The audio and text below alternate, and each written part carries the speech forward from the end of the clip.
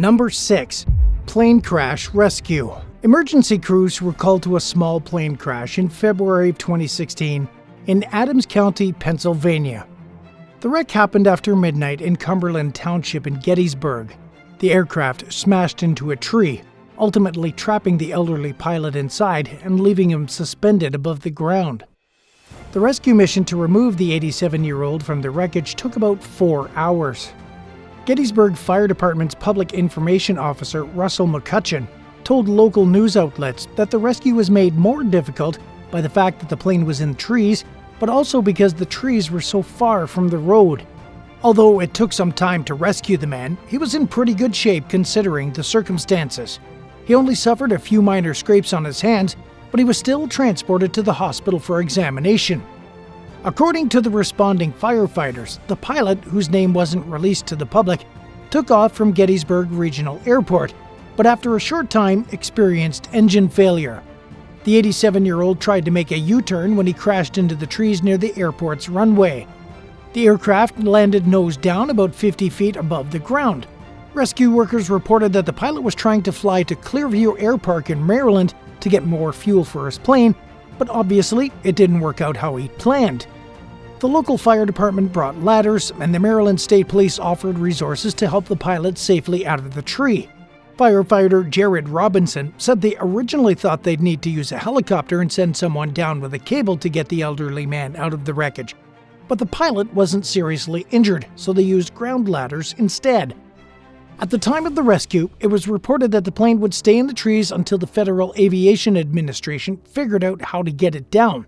It's now 7 years later, and there hasn't been any word about cutting it loose, so at the moment, it's likely still deteriorating in the trees of Gettysburg. Number 5. Life on a Boeing 727. Have you ever considered living in a plane? It may sound like a strange concept to most people, but for electrical engineer Bruce Campbell, it's his reality. The man lives in a Boeing 727 that he's parked in an Oregon forest. It's complete with cockpit, flight controls, and airline seats. But you may be wondering, how is this even possible? In 1999, Campbell sourced the plane from a site close to Hillsborough Airport. He paid about $100,000 for the aircraft and an additional $96,000 for moving it to a staging site he rented. Campbell had always loved the idea of living mortgage-free, and from a young age, he rejected the idea of taking on too much debt. For years, he lived in a cheap and humble mobile home while he saved money to purchase a property someday. But instead of a property, he bought a plane. When most aircraft are retired, they're stripped and shredded. It's estimated that at least 3 planes are destroyed this way each day. Campbell saw this as a huge missed opportunity, so he set out on a mission to prove that these winged vehicles could be used as residential homes. As an aeronautics enthusiast, Campbell saw the massive potential a Boeing 727 provided. He first pictured the interior of the craft without people or chairs, and he realized how much room the aircraft offered. To be precise, a 727 provides approximately 1,066 square feet of space, and the plane's 2 huge cargo holds and equipment bays offer even more. So for Campbell, the decision to live in a plane came easily. Only minor modifications were needed to make it livable. Aircraft already have connection ports for sewage and water, so they just need to be plugged in. And no changes to the 727's plumbing are necessary, except to the toilets to ensure thorough flushing. To make the aircraft more comfortable, Campbell added polyethylene water lines as well as plumbing components so that he could clean his clothes and enjoy hot showers. The additional connections also power his multi-use sink and water heater. At night, Campbell sleeps on a fold-away futon, which can easily be converted into a sofa for daytime use. Much of the interior of the plane was left intact to preserve the history of the craft, but the light bulbs were replaced for efficiency. He did, however, update the floor of his 727 to a transparent surface to expose the cargo compartments. The flooring was created from see-through acrylic panels that Campbell repurposed from a previous project. Campbell loves showing off his innovative home to curious onlookers, and he even hosts live music events on the wing of the airplane. He also offers tours of the 727 and promotes his unique style of living to anyone who might be interested. So after hearing about Bruce Campbell's successful home in a plane, would you ever consider living in one? Number 4. B-24 Liberator bombers. In 2022, research teams from the Pentagon and the University of Delaware worked together to find 5 B-24 Liberator bombers at the bottom of the Adriatic Sea. The aircrafts, which crashed into the ocean, likely received battle damage before crashing. The newly discovered planes will help researchers resolve the fate of almost 24 airmen that have been MIA since the middle of World War II. The U.S. Defense POW MIA Accounting Agency and the team from the University of Delaware found the Liberator bombers during a 2-week mission in August of 2022. The team included scientists, Croatia archaeologists, military personnel, and divers, all of which helped in the search. The DPAA, which travels around the world to resolve the fate of MIA soldiers or declared prisoners of war, sponsored the search. Autonomous underwater vehicles, also called AUVs, are torpedo-shaped robots that aided in the mission by combing the bottom of the Adriatic Sea with sonar technology. These AUVs were actually responsible for spotting the 5 aircraft. Using side-scan sonar, the AUVs generated massive amounts of sonar data for the researchers to analyze. According to Stars and Stripes, the vehicles covered a whopping 24 square mile area. Magnetometers were also utilized to detect certain buried metals, as well as a high-resolution video camera. Once a promising lead was discovered, human divers were sent to investigate the location further so they could verify the existence of wreckage. 3 of the 5 bombers found were positively identified from service records. Those planes were apparently associated with 23 aircrew that had been listed as missing in action. Identifying the wrecks closed the books on the status of the lost crew members, finally changing their designation to killed in action and offering peace to their loved ones. Number 3. Fatal float plane wreck. In September of 2022, a float plane crashed in Washington state with 10 people on board. Among them were American actress and singer Megan Hilty's family, who were located at the bottom of the sea along with the wreckage.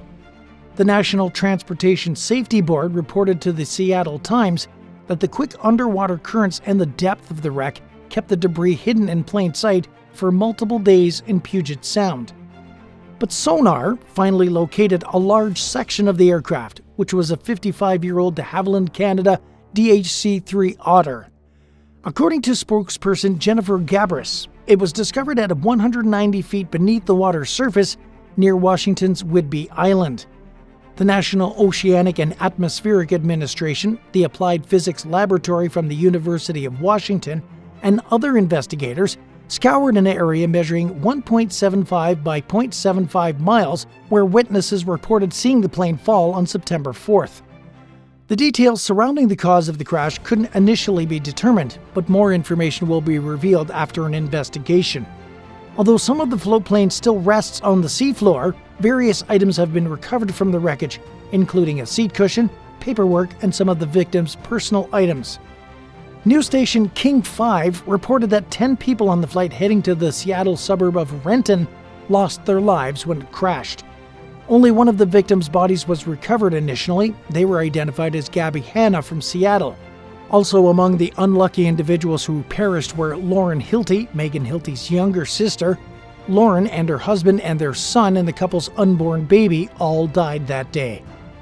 Over the next month after the crash, the NTSB worked tirelessly with underwater vehicles and divers to recover most of the float plane. As of October 5, 2022, 6 more bodies had been pulled up from the wreckage. The sections of the aircraft brought to the surface were transported to a secure facility where investigators from the NTSB will examine it to determine what caused the accident. Unfortunately, no further updates have been released to the public. Have you ever been on a plane ride that had so much turbulence that you thought you'd crash? Let us know your story in the comments below, and while you're at it, hit that subscribe button. Number 2. Stuka dive bomber. In late 2021, a legendary Luftwaffe bomber from World War II was found in northern Poland in a forest. A team of 16 individuals from the Silesian September 1939 Museum in Tichy and several other local history enthusiasts uncovered over half a ton of wreckage from the Stuka dive bomber. Much of the aircraft was in excellent condition, despite it being buried in the mud for over 75 years. Specially dug pits were created to recover parts of the bomber. The plane's engine was missing, and even though an airman's boot was uncovered, none of the crew members' bodies were found. The recovery team believes that the Stuka crashed in 1944 after a training flight from an airfield nearby in what is now known as Gryzliny, located in the Warmia-Mazury province. The group responsible for the recovery usually focuses their historical searches in Silesia, but they traveled across the country because of a story a member heard from their uncle. Krzysztof Plotniak reported to a local news station that in 2018 he was on vacation in Warmia with his uncle. He told Krzysztof a story that had been passed down for years by the locals about a German bomber that crashed in the area years ago. From there, he reached out to Arkadiusz Dominiak from the Museum of Tichy, a man with loads of experience finding crashed World War II aircraft. The team, led by Dominiak, found fragments from the wrecked plane, all of which were grouped into a dozen or so pits. Dominiak believes that immediately after crashing, the German crew secured the engine of the aircraft and the armaments of the plane, while the remaining pieces of the wreckage were collected and buried. He thinks it's likely that the crew's colleagues from the nearby airfield took away any bodies that may have been inside the plane when it crashed. At the moment, the remains of the wreckage are being stored locally, but in the future, Dominiak hopes it will be displayed at the September 1939 museum.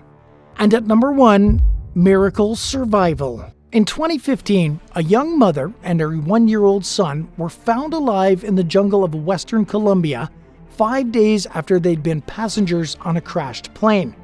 Maria Nelly Murillo and her child were lucky to be alive, and the chief of the Colombian Air Force called their survival a miracle.